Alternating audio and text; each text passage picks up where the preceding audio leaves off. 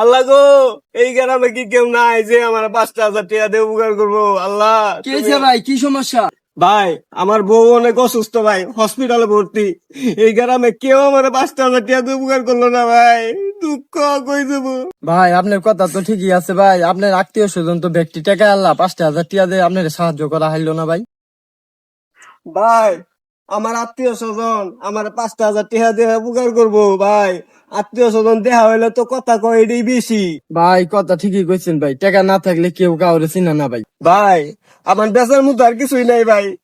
আমার বাড়িতে একটা ছাগল আছে ভাই। এই ছাগলটা রাইখে আপনি আমার 5,000 টাকা দেন ভাই, আমার উপকার করেন ভাই। তাহলে আমার বউরা আমি বাঁচাইতে পারবো না ভাই, আমার 5,000 টাকা দেন ভাই, আপনার হাতে ধরি ভাই। ভাই আপনার ছাগল নেওয়া বলে কিচ্ছু নেওয়া লাগবো না ভাই। আপনার 5,000 টাকা ভাই আপনি এমনি নেন ভাই।